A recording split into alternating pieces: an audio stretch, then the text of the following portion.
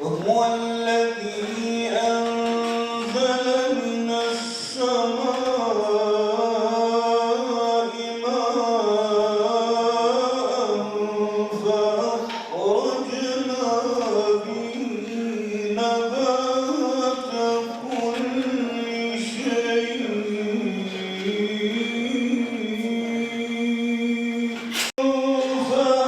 فأخرجنا منه خضرا نخرج منه حبا متراكبا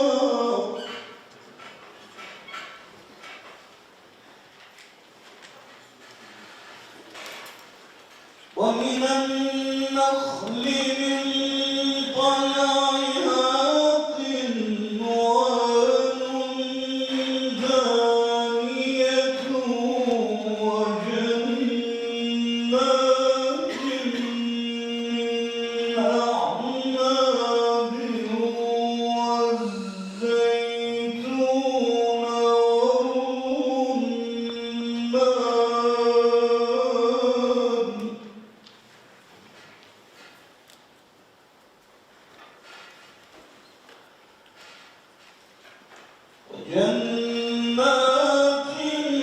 من أعناب والزيتون والرمان وجنات من أعناب والزيتون والرمان مشتبها وغير متشابه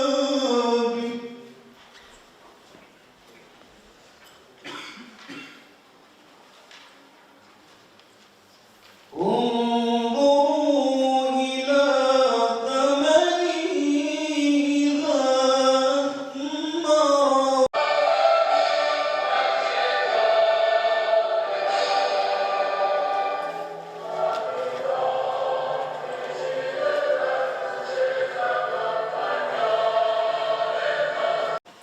Welcome to our audiences to attend this workshop. I appreciate the organizers, University of Tabriz, and our sponsors, Tabriz Park and Green Area Organization, and ACE Azerbaijan Regional Water Authority.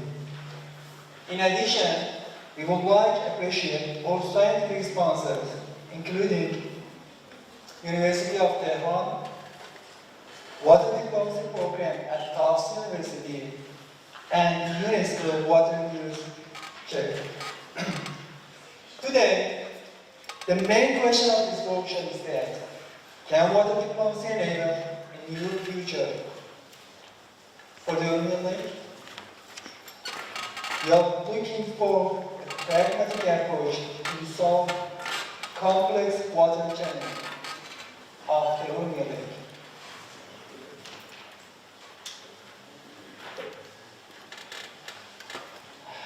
Let me just start our workshop, and I'm now inviting Dr. Hamid Reza Qasimzadeh, the Deputy Chancellor of the University of Tabriz, to welcome and introductory remarks. Dr. Qasimzadeh, please.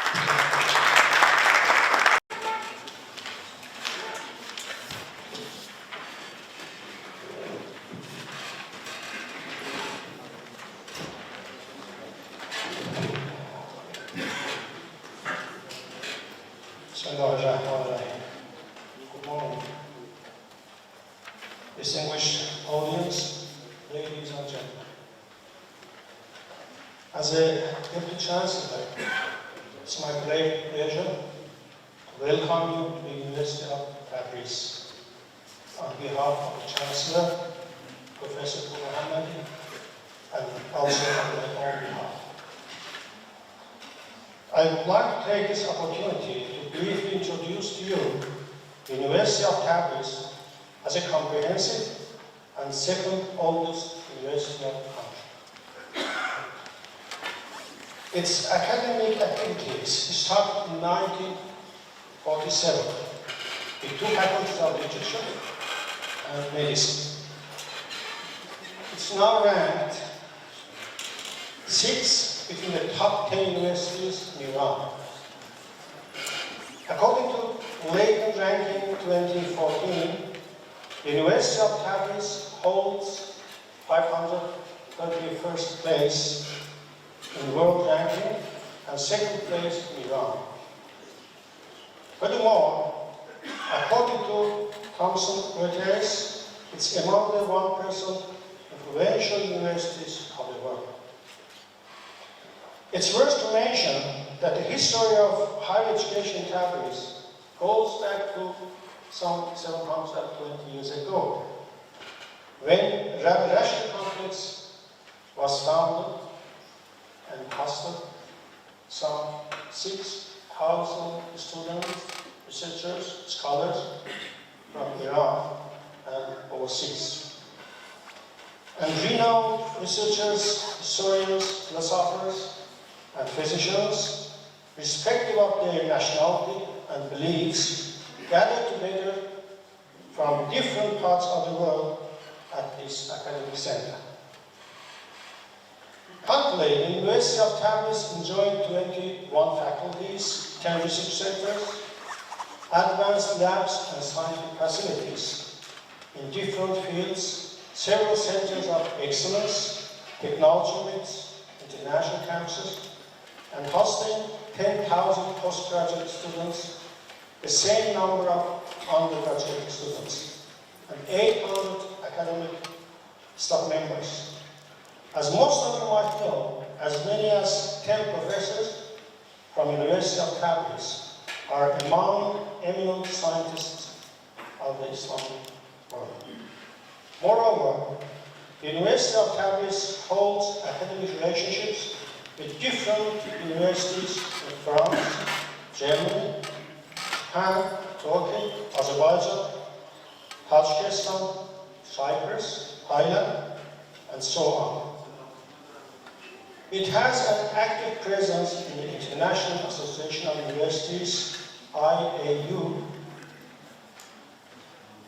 International Universities Council, IUC, and Association of Caucasian Universities, KUNIP, and has already signed some 90 MOU universities worldwide. The University of Tabriz also welcomes distinguished scientists, professors, and researchers from all around the world to conduct joint research and run joint academic programs. I'm honored to announce that a number of distinguished scientists I addressed are already present in this meeting. Professor Sumro, Professor Henry Hayona, Professor Aksel, Professor Slam, Professor Hassan, Professor Bino, Dr. Madani, Professor Ahmed, Dr. Ashraf, Dr. Ahmed, and finally, Dr. Mismani.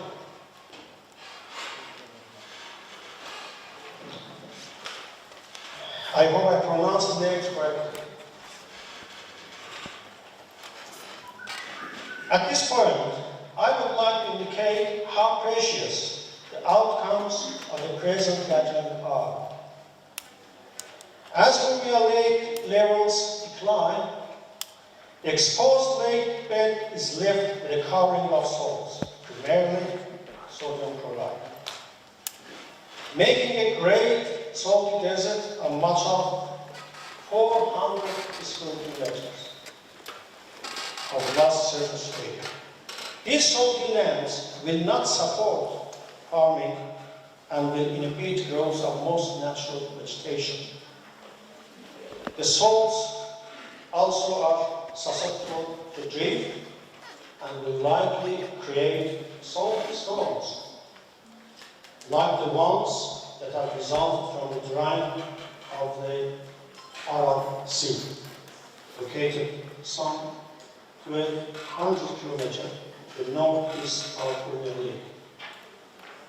Blowing salts from the Aral Sea have been linked to the disappearance of vegetation in some cases, or more frequently, reduced vegetation growth, reduced crop yields, and have ill effects on wildlife and domestic animals. Respiratory disease, eye problems, and throat cancer have also been related to blowing salts from Aral Sea. Based on experience earned from the Aral Sea disaster, it's likely that many of the tens of millions of people who live with an affected zone nearby drying Urmia Lake will be close enough to experience the impacts of these salt storms. I'm quite sure that none of us is willing to witness the increase in the number of climate refugees, which is estimated to be at least 200 million by 2050. So let's think together. Let's work together to find a way out. Thank you for listening. Enjoy your stay.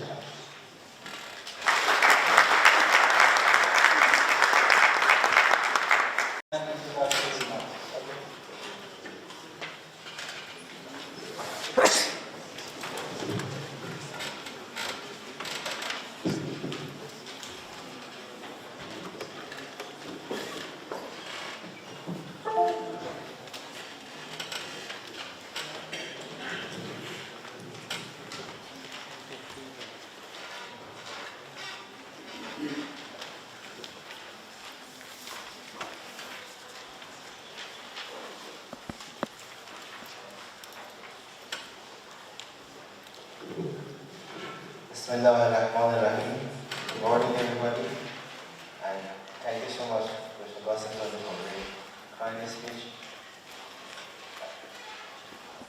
As mentioned in the brochures, the question of the event is, can water diplomacy enable the new future for the Urmia Lake? And because we are a little bit late, I will reduce some of my slides and then come back to the cover to start presentations.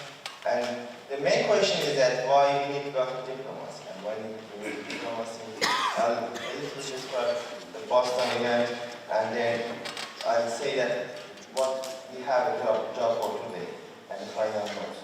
The question of diplomacy come back to the 2011 when we had a meeting at the University of Tabriz with the experts right here, and fortunately we found that the soft solutions are more important and they have priority to the hard solutions. I mean by the soft solutions like trust building among the stakeholders and cooperation. And I mean the hard solutions like dredging the canals and into basin water transfer.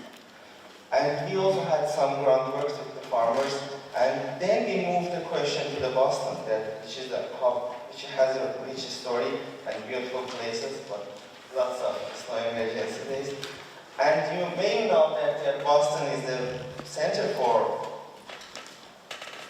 important universities like Harvard and MIT. And then the question raised in the Harvard in the class for water policy.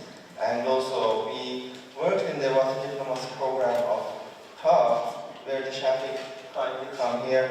And we finally found that the problem of the Urmia Lake is not a water problem. It is human problem.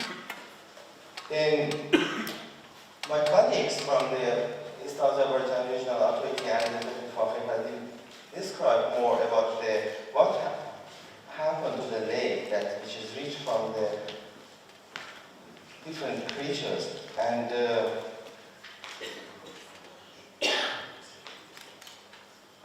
we will talk about the discussion roundtable, which will not be here. It will be in the roundtable discussion room in the Gash, in other places, to be circulated on the roundtable. And we will see that how the number of places is increasing and the number of hydro structures will put us to this question.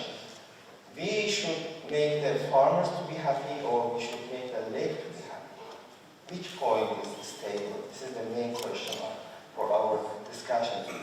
Then we organized a 2-day workshop in Boston and in Boston MIT, and this is the outcomes of that event, that the problem of the lake is not a simple problem, it's a complex problem.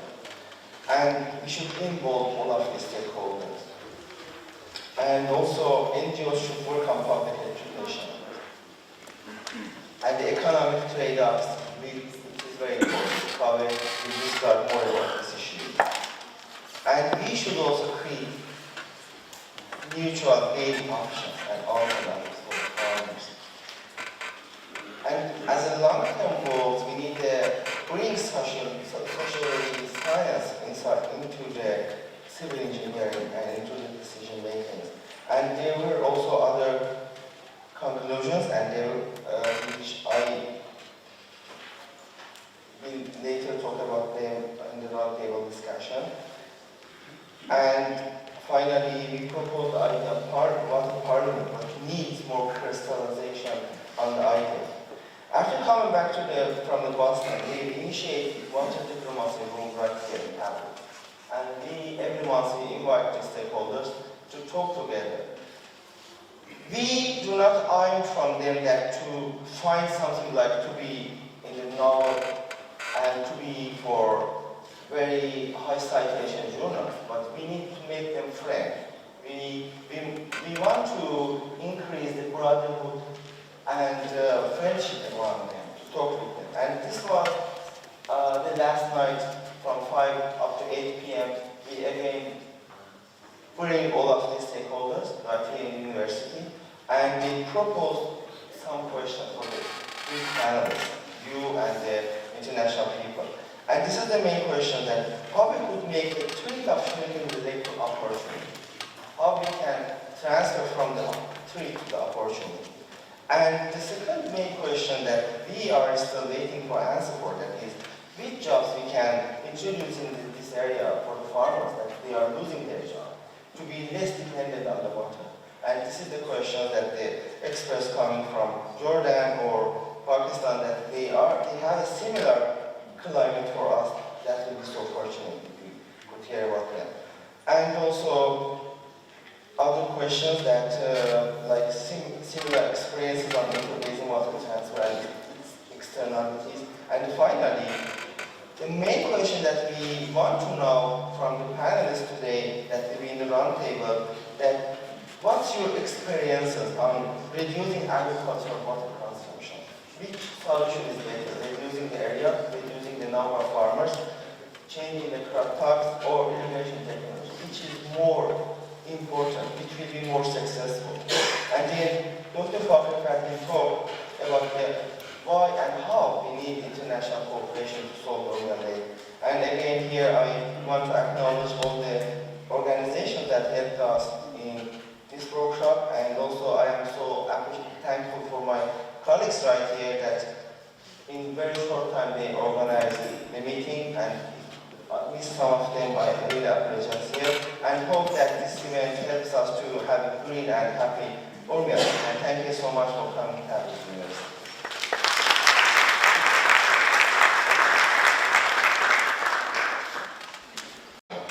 It's a dark room, don't feel asleep. It's a real pleasure to be back in Tabriz. I did my undergraduate here and then left this university 12 years ago. It's a weird feeling. I was telling my parents yesterday, leaving for Tabriz, that I've given talks at many places, but this one feels really different. So thanks for having me back, and I really want to thank. You know, what I'm going to talk about today is mostly just the start of the discussion, and so we get all the hiccups.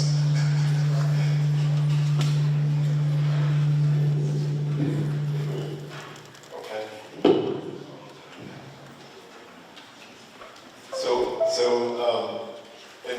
And Lake Urmia problem, part of all Iranian talks on water resources these days, a good food for thought, a good problem to talk about. We all know it is good to release water to the lake. We all don't know what exactly has happened. We all have our stories, which are kind of dependent on where we come from, which organization we're with.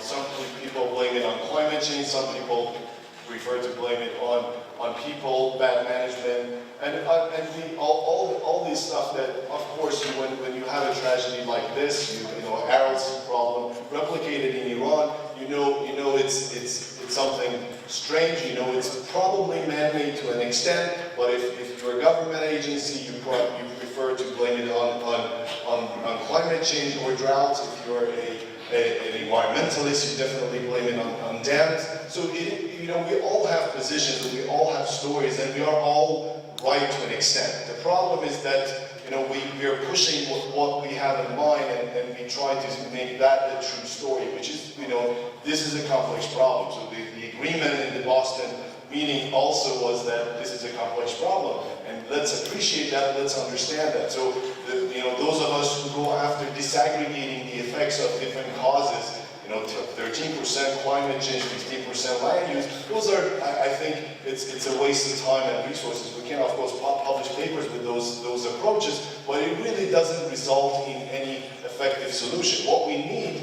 is a solution. What we need is thinking differently and talking to each other and communicating well. So what Dr. Zarghami asked me to talk about or you know, start thinking about was you know, how can we get water from agriculture and give it to the environment? So we know that in this basin, in the Urmia Lake Basin, 90% of water goes to the agricultural sector. This is a common trend around the country. We're in an arid country. We need to irrigate to produce food.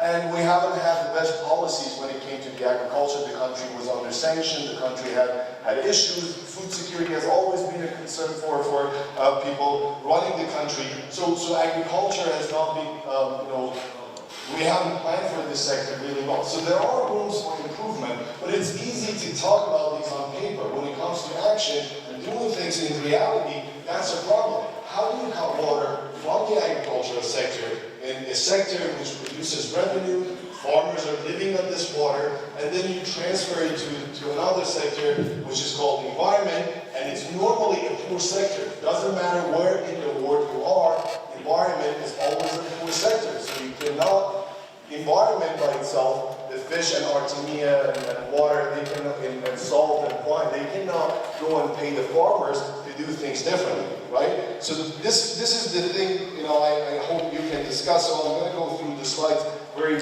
quickly. As I said, so this is a tragedy. This is a problem we've had.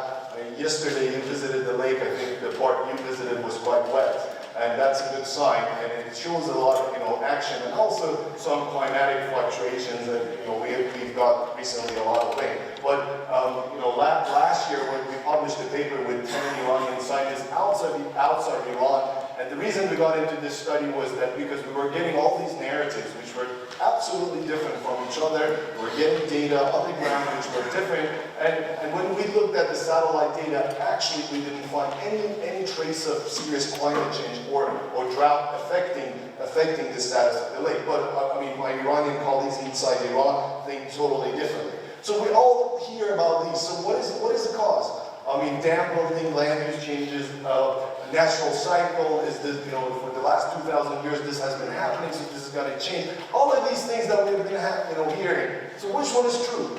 If you're a scientist, you would say, like, all of these are theories. I mean, we cannot verify those easily. So let's say, you know, we don't know exactly. All of these can be true. What we know exactly is this is a problem which is so complex that we cannot understand it quite well. So it doesn't matter what sort of models you develop. It doesn't matter, you know, what sort of studies you do, what sort of discipline you're coming from. This is a very interdisciplinary, complex problem.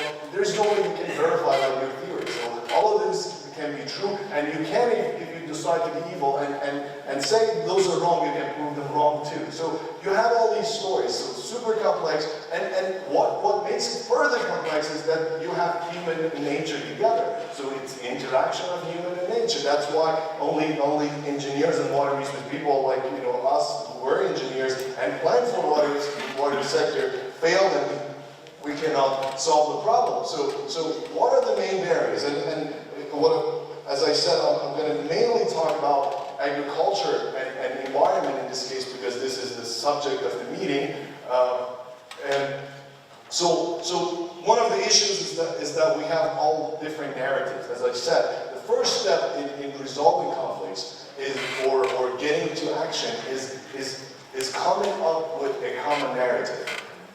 And this is not the problem about Lake Urmia. This is a problem, almost everywhere on Earth you go, like people have different opinions, and that's why you cannot develop solutions easily. But the other thing is, in the developing world, the other problem we have is that we do things, and then there is a stage, like we develop, and there's a stage that we see signs of problems, and the problem is crazy, and there's no time to study, so we have to solve it. So let's come up with a solution because we have no time. And at that point, we don't really bother ourselves studying what has happened because we want to solve the problem. So if you look at the water problems in the country, actually as a whole, also the same thing. People have different stories of what has happened, and that's why we cannot develop a common narrative to solve the problem. And that's, I think, a big mistake, that we try to solve the problem without really understanding it, even if we claim it's too late.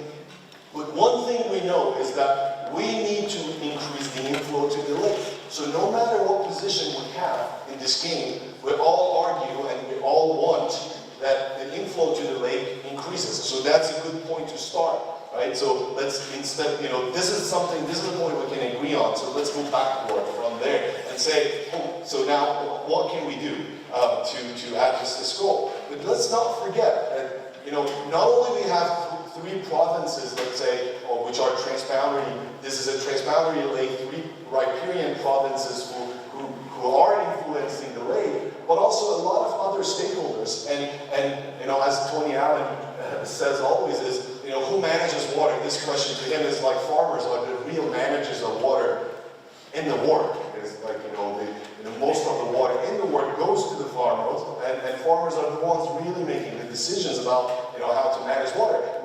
In most places, like in Iran, we will not have real problems with water in cities and even water from industry. These are not big portions. We can easily transfer water to those sectors. But reality is dealing with the agricultural sector. If you look at the interest, it's complex. We have everything here: water, food, energy, ecosystem, all the sorts of things that you see and hear everywhere. But politics of the game is quite complex.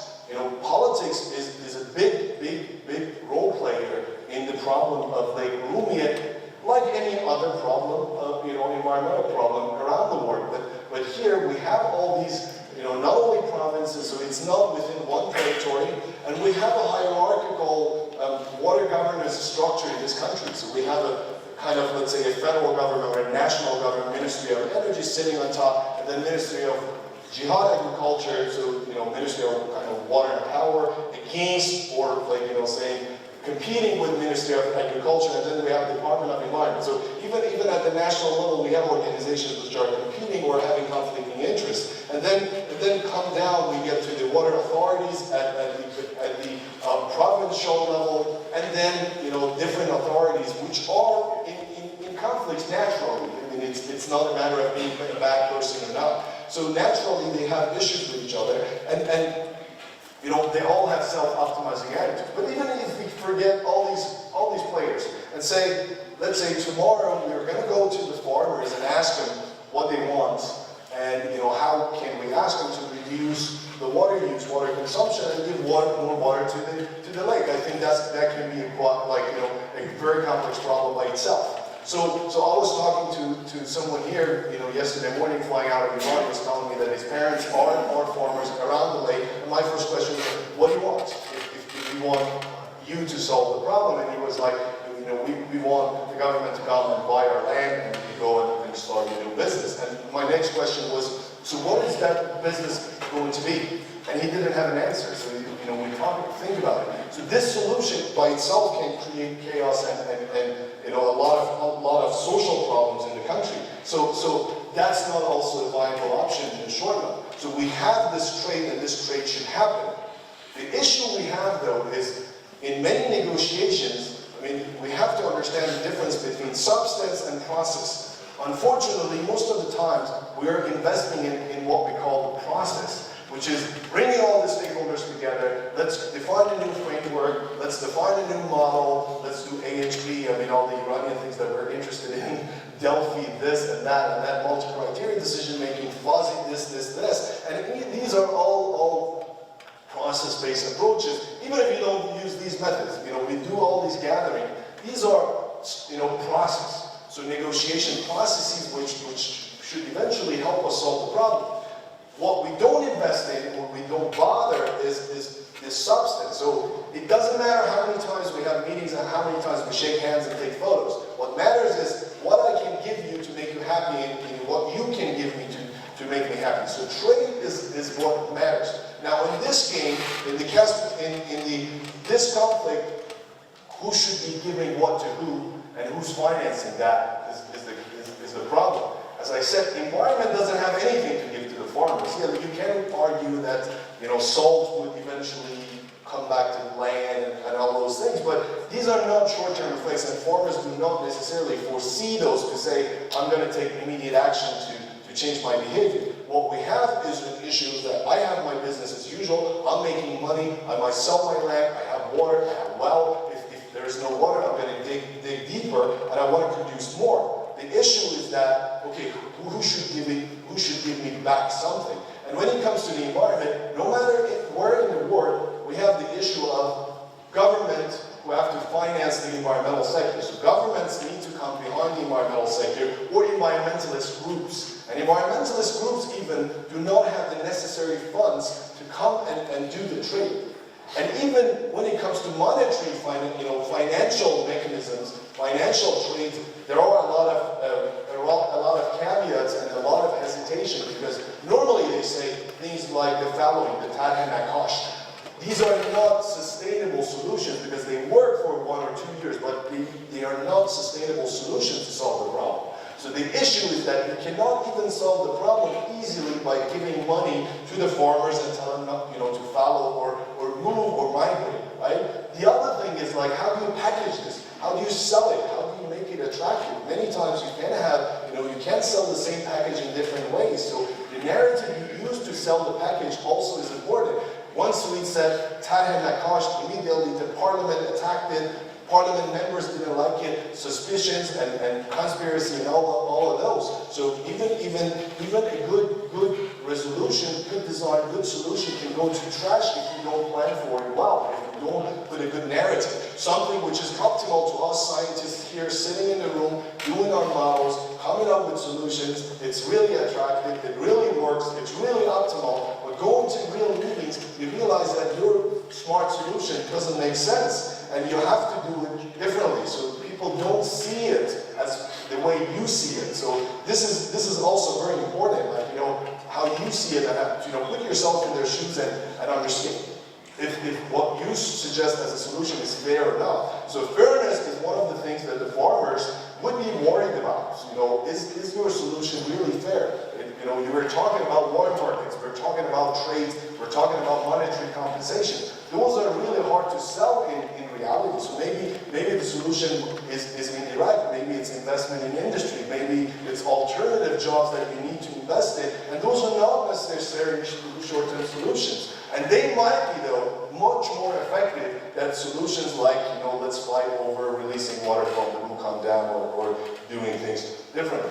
And do not forget the real fact, and an important fact, that we are dealing with an economy which is not a strong economy. So when your inflation rate is high, so these are like, it's easy to talk about markets, but do not forget the fact that your inflation rate is high. So if you do run any economic model, it suggests that it's absolutely rational to maximize the short-term benefits.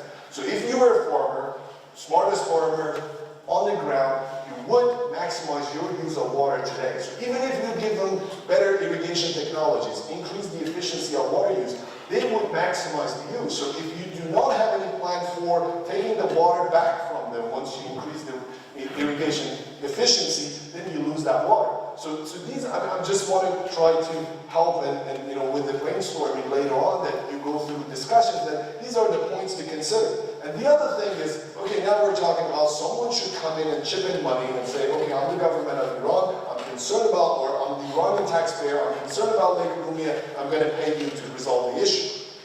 But Urmia is not the only problem of the country, unfortunately, because we got Zayan Rud, we have the dust storms in Ahvaz and Khuzestan, we have Halmun, we have air pollution problems in Tehran. So government priorities also change over time, and and normally you have a windows, like in any place. Again, I mean, when I went to California to start my studies, the main issue was flood. We got funded to do flood studies, and now it's all about drought. So everywhere in the world you have that situation. So the urgency and importance of problems change, and that's another issue to consider, that when you package your problem, you have to consider if Urmia Lake is a real priority for the government, or is it a fluctuating priority. So close to the election, it's something to discuss. When it's really dry, it's something to discuss. And eventually people might, accept an equilibrium, which is a lake which is really small, fluctuating size, and it's depressing, but it's there. So this is another thing, that what is the government's willingness to pay for solving this problem, because we're dealing with a problem of environment against agriculture. So the questions I wanted to ask you, later, that hopefully you can discuss later on, while I'm in Tehran, is, these are the questions to the panel that I thought would be interesting.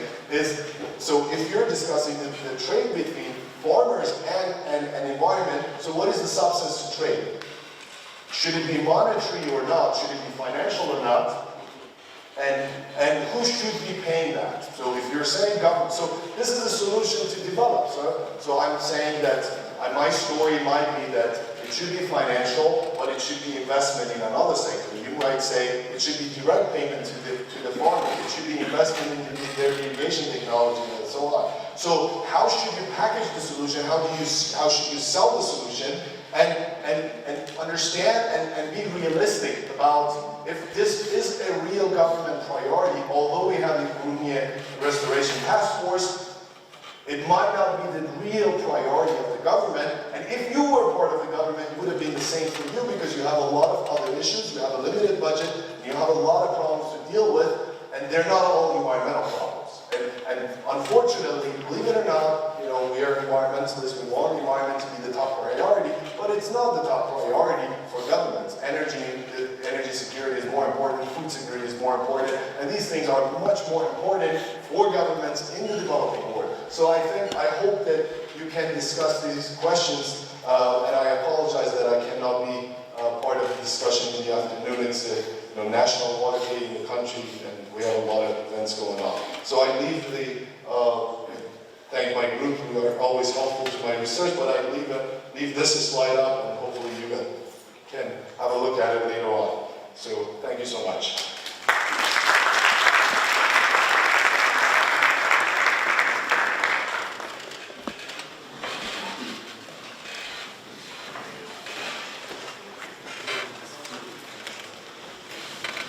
Thank you for your presentation. To present this talk, it is about the Urmia Lake exploration and sustainable development. Dr. Mann.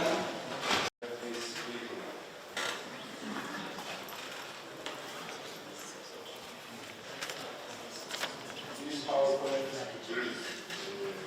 talking about Urmia Lake exploration approach to sustainable development.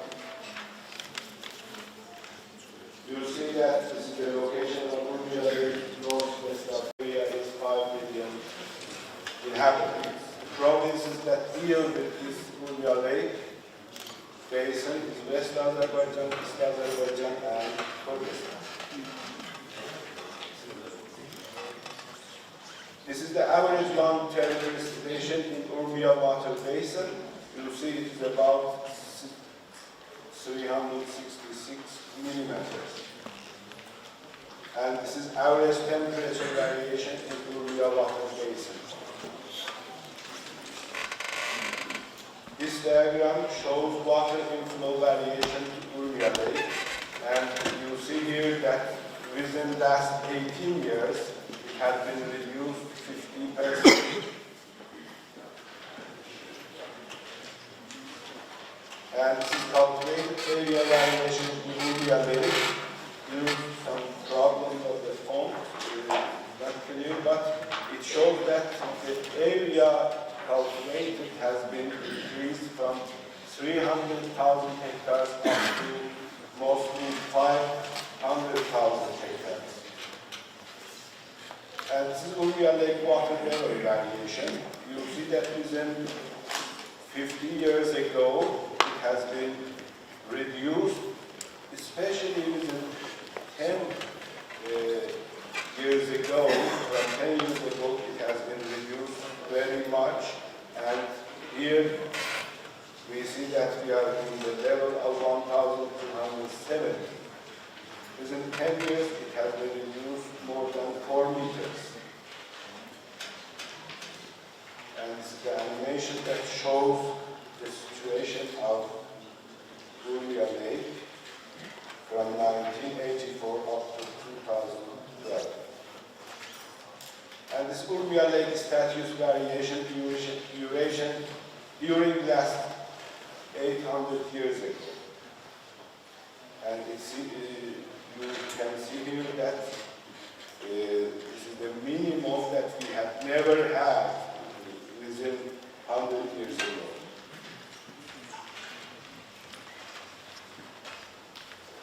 These are the main reasons in drying up Urmia Lake. Improper development of the agriculture sector, improper water consumption pattern in potable, health and industrial sector, climate change and continuing droughts. This is a question that had been Urmia Lake dry during its history. Except from last decade's observations, two geological events confirm natural lake dry up due to global warming. The answer is no. In the history, it is not found. These are the location of the wells within 3 provinces. You can see that there are a lot of wells that have increased the number of wells for agricultural purposes. And nowadays it is almost 110,000 wells. And this table shows different sector contribution in Urmia Basin's GDP and employment in 2007. The right column is sectors, service, industry and agriculture. And the second column shows the proportion in Urmia Basin GDP. In service it is 58%, industry 27%, agriculture 15%. But the employment percentage for service sector is 33.5%, for industry 64.2%, and for agriculture 29.3%. But the water consumption for service is 1, industry 1.4, agriculture 89%. Water resources of Urmia Lake include average precipitation of the basin during 1951 up to 1995 is 385 millimeters. And in that case, total potential renewable water of the basin comes up to 8,875 million cubic meters. There is a reduction of 18% in average precipitation of the basin, and it comes up to 317 millimeters, and the result is 20% reduction in total potential renewable water of the basin, and it comes to 7,024 million cubic meters.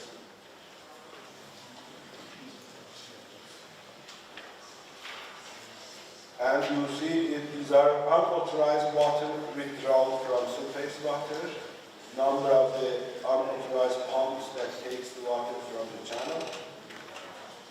This prevention of water circulation in the lake by causeway that connects East Azerbaijan to West Azerbaijan via Urmia Lake. Importance and necessity of Urmia Lake restoration.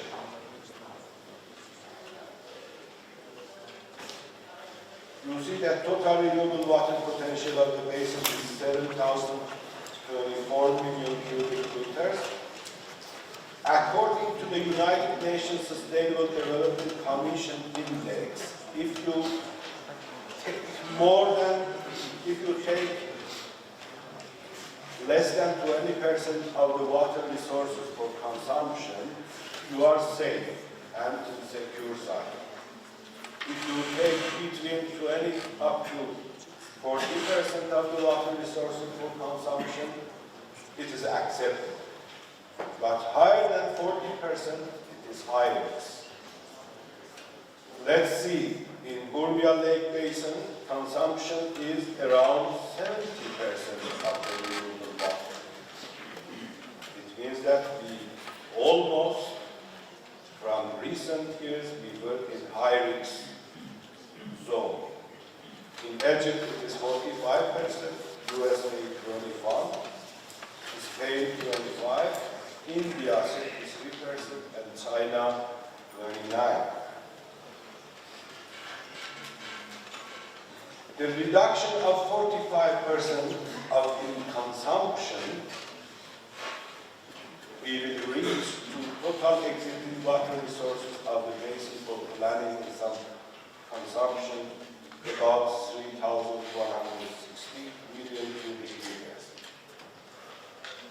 But nowadays, total water resource consumption of Urmia Lake water basin at the present is 4,825 million cubic meters. That divides up to 4,291 cubic meters in agriculture sector,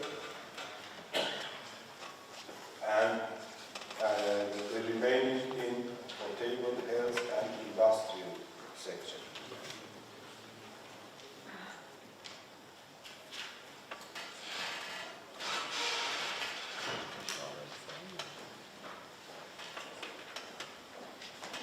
While 40% water saving in agricultural sector, around 1,700 million cubic meters water consumption will be decreased and saved in this sector.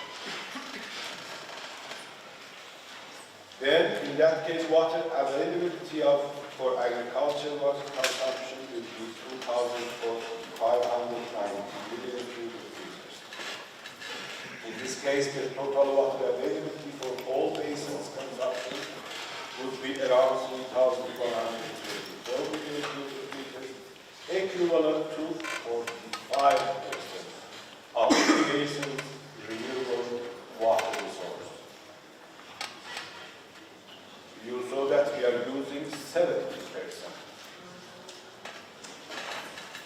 The ecological importance or values of the wetland in Lake Urmia Basin.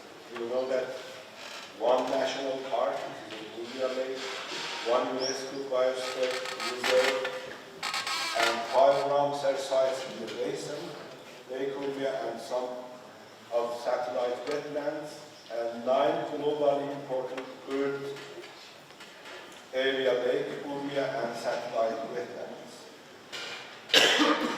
This is Artemia, you are all well known about it. And these are pictures from previous times while pelican breeding in Lake Urmia Islands. And also flamingo entering the Lake Urmia 2001. But nowadays the bed of Urmia Lake is full of, you can see only salt. Offshore structure of Urmia Lake restoration program. After different decisions has been made in the government within 10 years, finally the government came to this structure. And this is approved and is ongoing nowadays. National Committee of Urmia Lake, saving the Vice President is the Chairman, Dr. Jani. Secretary of the Commission and Executive, Mr. Kalantari, and there are two steering committees. And Sharif University of Technology is for planning. Regional councils is for taking action. Here you can see gaming cycle. The planning of this issue has been taken by Sharif University, and the actions have been taken by regional councils. And control and monitoring have been taken by Tabriz University, Urmia University, and international national councils. And Dr. Fakir will be present about the role of Tabriz University as a controller and monitor.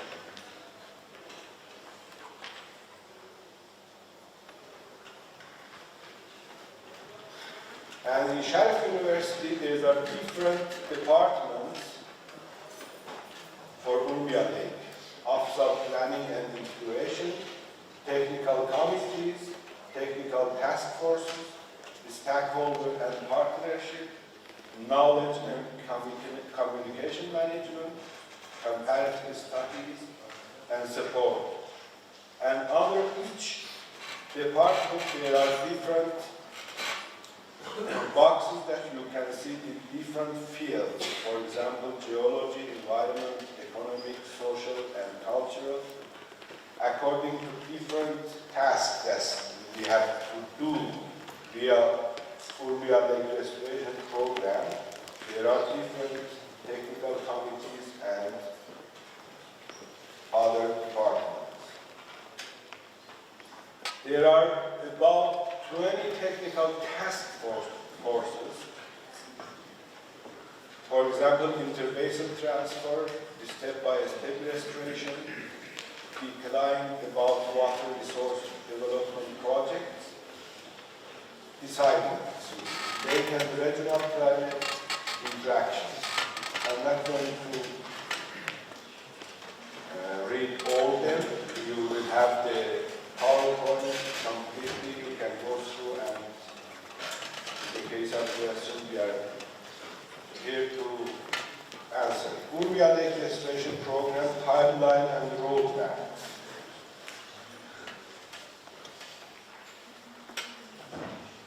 Task Force vision in 2023 is to approach the ecological level, 1,274. For that vision, 6 strategic approaches have been taken. For example, controlling and decreasing agricultural water consumption, water supply from the lake, from the resources, studying and software measures, conservation and mitigation measures. 6 strategies have been taken, and via that strategy there are different solutions.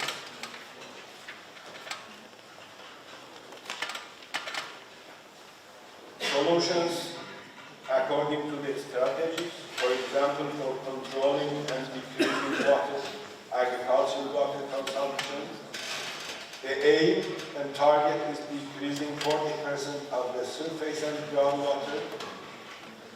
Rights via purchasing water by the Ministry of Energy during 2 years, preparing and implementing water productivity plan from the 60% remaining water in the agricultural section by the Ministry of Jihad, supplying required investment and technology for increasing the remaining water productivity by the government. There are almost 25 solutions. About 19 solutions are implementive or executive, and the remaining 6 solutions are in the field of study. These blue numbers is implementive, and the yellow ones are for study.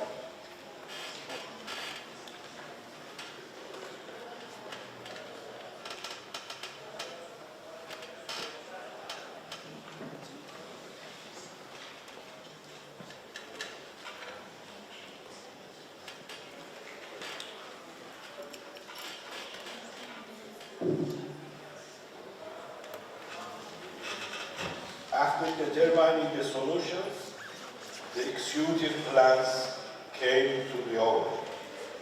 These are summary of required budget for executing organization in 2014. There are 6 organizations: Ministry of Energy, Ministry of Agriculture, Ministry of Industry and Mines, Department of Environment Protection, Urmia Lake Restoration Program.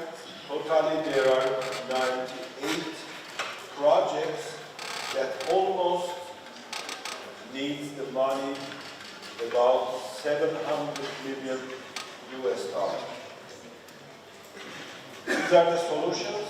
For example, number 1 is control and save water in agriculture sector.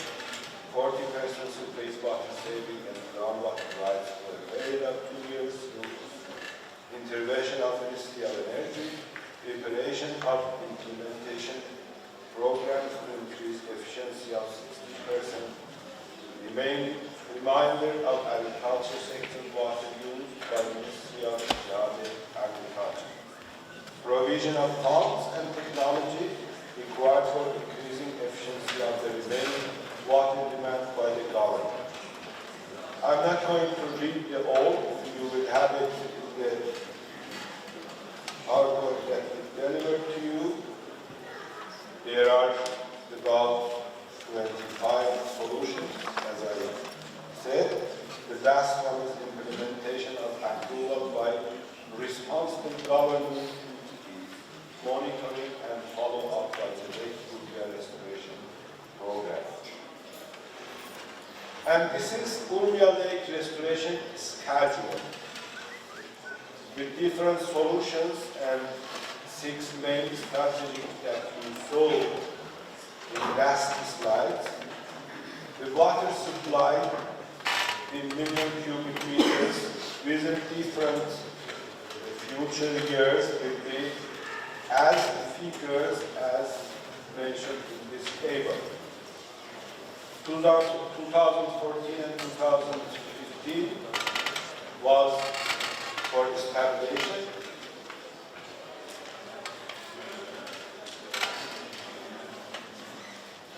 Yes. Restoration period,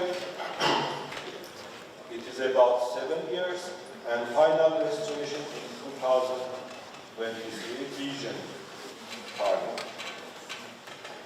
And totally, it will supply from different natural rivers flow, drought, seepage of wastewater, transferring water to the body, 40% agricultural water saving, releasing water from the dams. Totally, it will be 4,330 million cubic meters. And diagram shows clearly this is 2 years stabilization period, restoration period, and finally reaching to the ecological level. There are different solutions: releasing water from dams, Sarus Dam, Tukan Dam, you see, these are some pictures, and also dredging rivers for south of Urmia Lake, one of the projects. Yellow lines are implementing and green lines has been implemented already.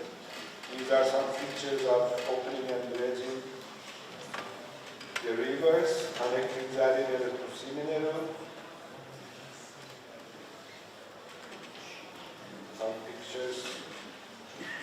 Implemented actions for dust control.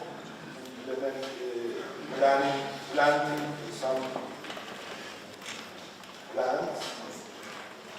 Supplying adequate needed seed to perform biological fixation by public participation.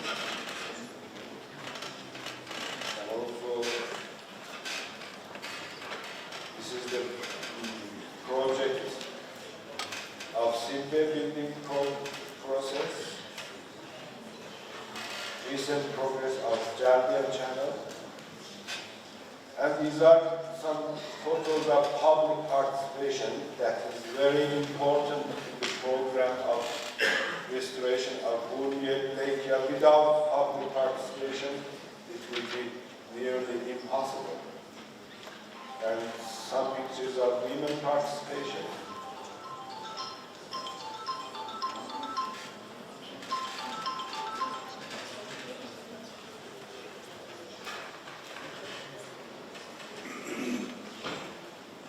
And this is images of Urmia Lake region before releasing of the water from the dams.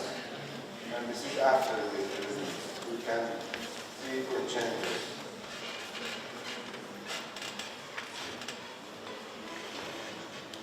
And finally, the conclusion. According to the mentioned issues and description of lake situation and also its social and environmental impact in the region, ecological importance of this special lake, the government actions in 19 plans and 25 solutions have been proved. Implementation of projects and getting effective results of them need public participation, especially participation of international organizations and related specialists. So we request kindly request from present scientists to give their comments in order to improve the plan and solution of Urmia Lake restoration. Thank you very much.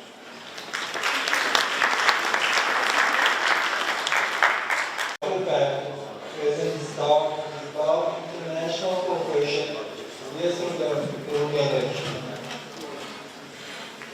Dr. Parker is the professor at the Faculty of Agriculture and University of Tabriz. After the presentation of the Dr. Parker, we have a break for 30 minutes and then we will.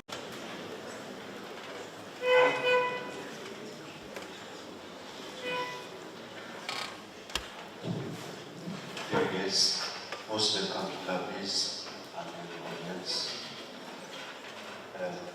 I'm immediately going to the matter. My subject is international cooperation is needed to restore the lake.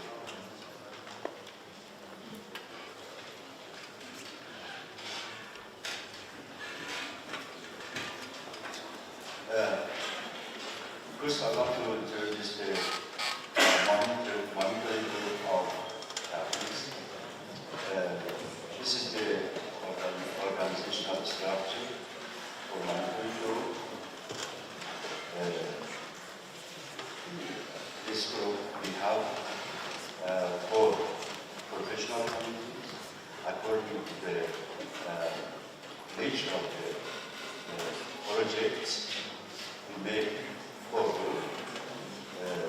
irrigation and water research, wastewater treatment, and purified water transfer to the lake, training and information, environment, and cadastral.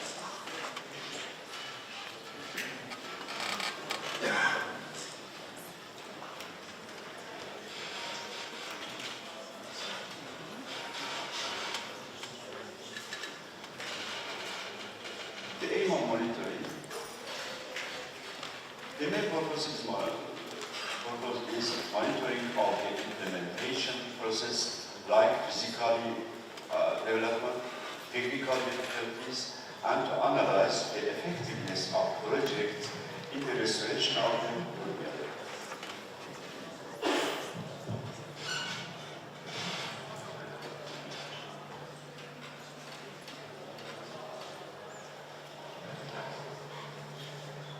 The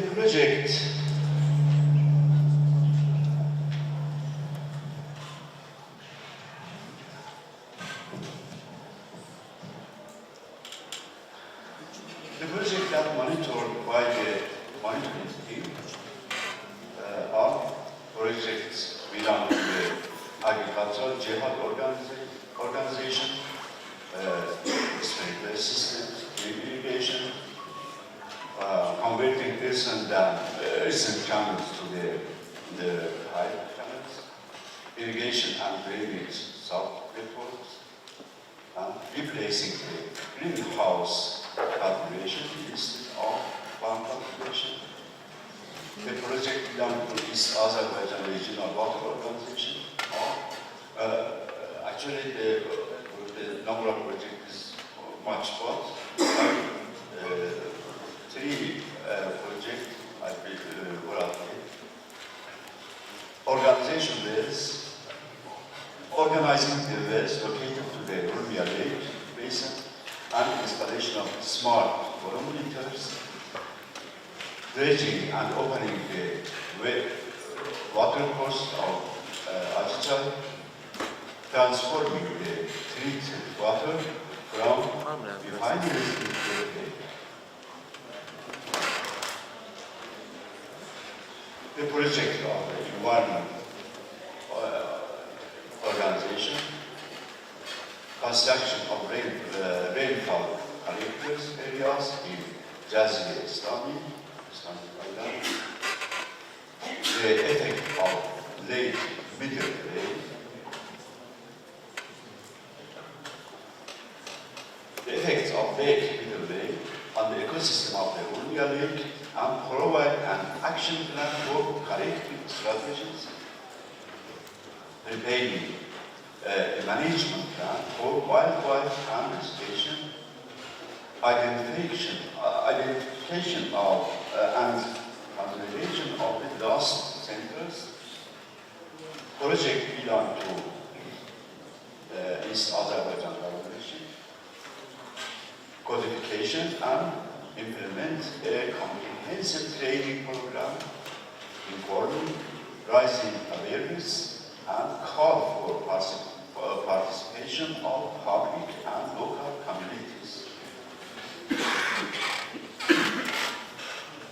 I summarize the cause of lake drying up in 3 items: climate change, growth in agricultural water use, and effect of lake mineral. Actually, the reasons are more, but we can summarize in 3 items. These first two items is very important because the entrance of lake depended to this item, two items. The lake entrance 20 years ago was 5,000 MC. The radius followed due to climate change, what I calculate, 500 MC. The growth in agricultural water use, 3,000 MC. Within 20 years, growth up to 3,000 MCM, the agricultural factors. Evaporation in buffer zone is 900 MCM. Buffer zone is a flat area between the endpoint station up to the lake, or masswater lake, masswater part of the lake. Then, according to these numbers, we can calculate the entrance of the entrance of masswater part of lake become 600 MCA.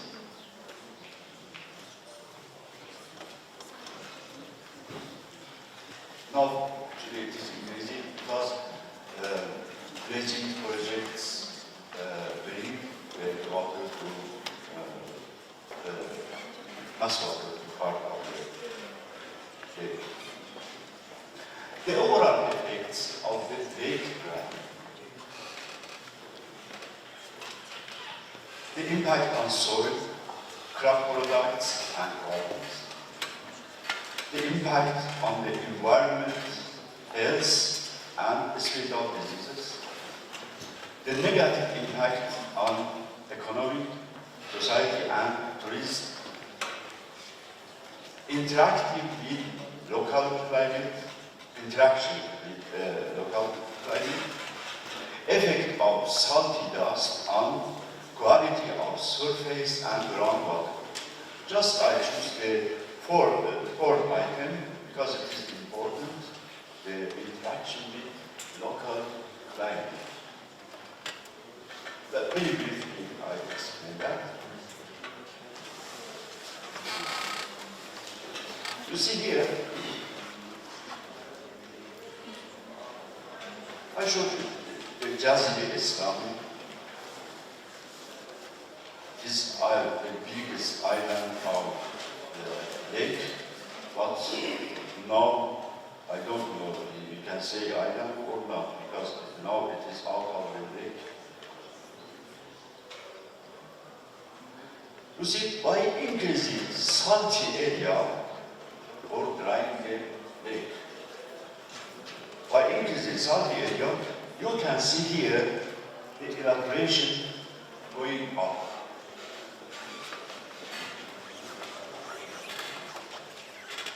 And by increasing salty area, you can see sharply temperature going up. And also, little bit here, you see the relative humidity and absolute humidity going down, because this is island near to the mass water part of the lake. Then it is normal changing of the humidity. Become a little bit slow. Okay.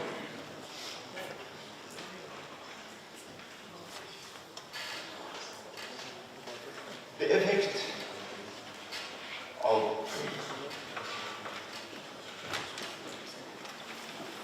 another city we chose, this is Azerbaijan, again a city near the lake. Here also you see, by increasing salty area, you see the meaningful reduction in the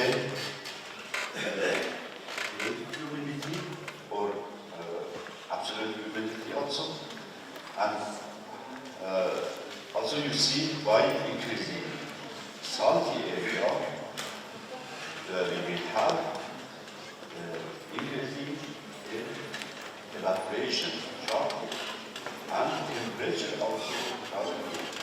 You see, this is the interaction of drying lake with local climate.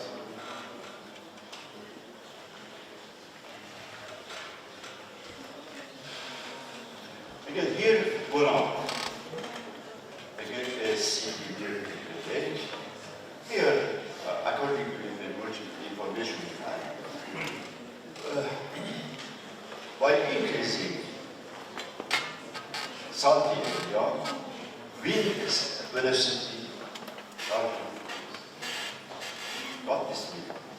This means local wind make local wind, then spreading salty dust occurring without coming another from the other country. This is the local wind producing by lake.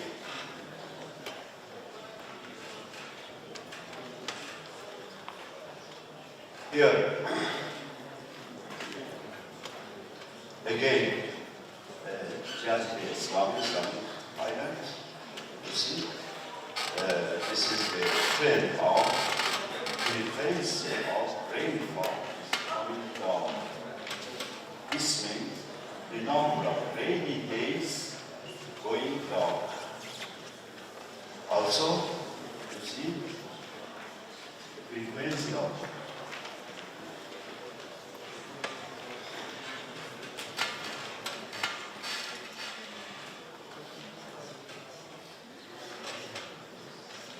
spring and autumn, I choose.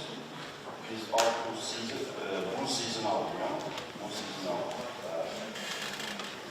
or rainy season of in Azerbaijan. But in these two seasons, we have reduction. We have reduction of frequency of rainfall.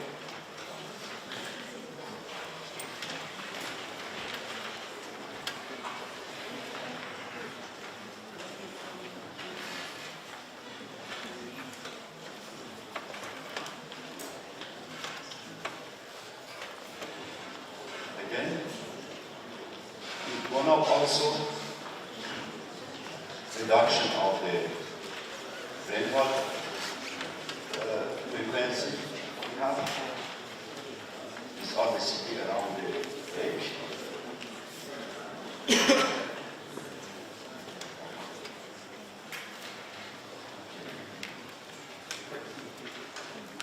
Again, in Azerbaijan, reduction of rainfall. Rainfall frequency, the number of rainy days divided by 365, the number of days in a year.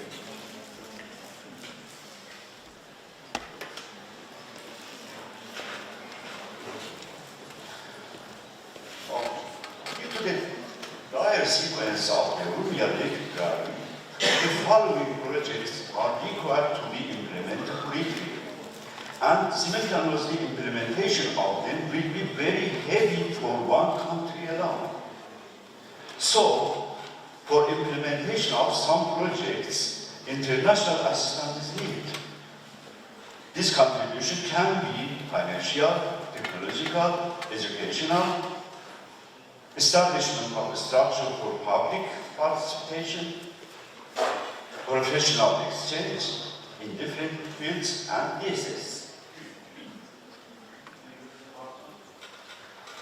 Since the wastewater from the cities located in the basin of the Urmia Lake is a trust source to meet a part of the lake water requirements, therefore, development or recovery of the refineries are essential, and international assistance is required due to the large number of the towns and villages.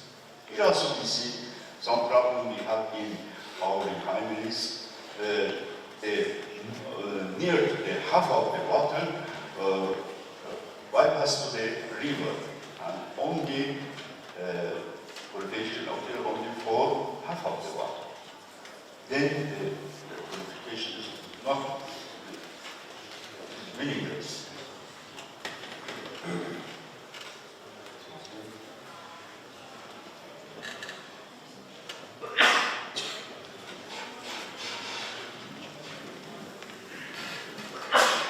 The great part of the salty dust, which is mainly the destructor of the environment, caused by unscientific harvesting of the salt, and should be thinking about the scientific harvesting. This is dust and unscientific harvesting of salt.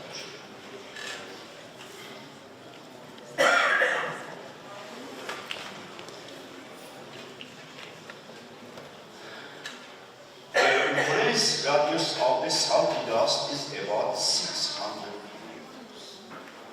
This means the affected countries will be Iran, Turkey, Turkey, Georgia, Iraq, Syria, Azerbaijan, Armenia, and Dagestan in Russia.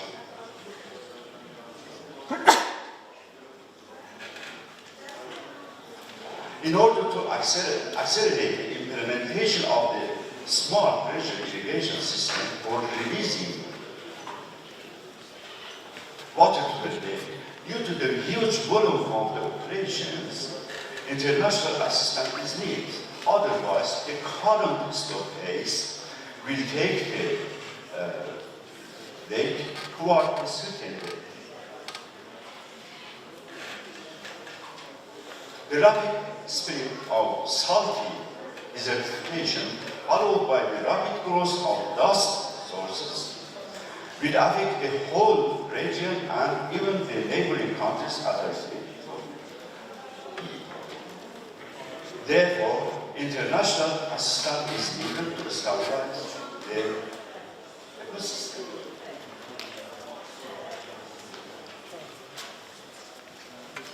Despite environmental problems, basin transferring of water for Urmia Lake is required to be done. This is a choice between micro and macro adverse environmental impacts, and drying of the lake is macro one. Therefore, this is a case need for international help. Changing agricultural jobs in rural areas is a most effective way to release water into the lake, and its early implementation requires international cooperation and investment. The project of Smart Home is running, but due to the enormous workloads, progress is slow and requires international cooperation.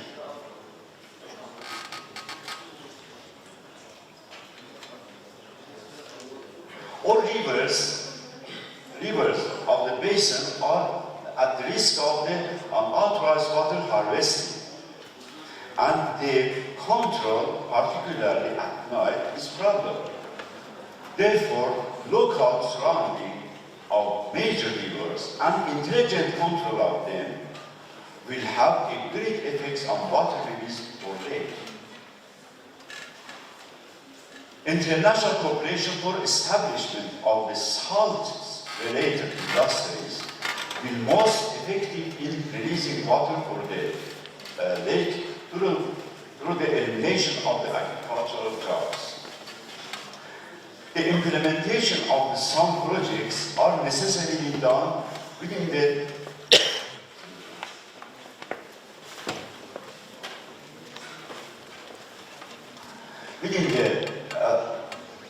lake, like delivering flow to the mass water part of the lake, but available heavy machinery has no ability enough to work on the selected lands.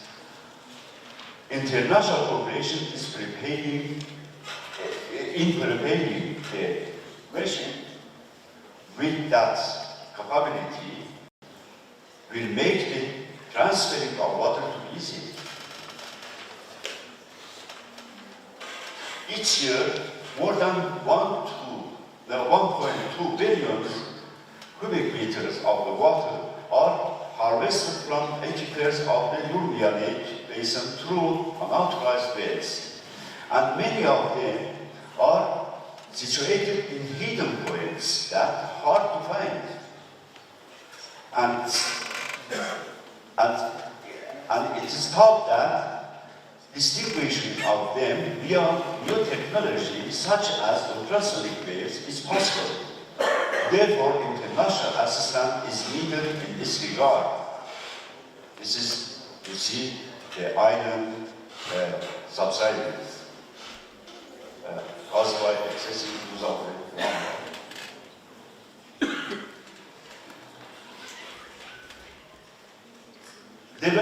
Development of greenhouse cultivation in the basin, along with reduction in farm cultivation, will reduce water consumption significantly. and number of farmers applying for construction of this system is high, but their limited financial resources is a major obstacle. Thank you.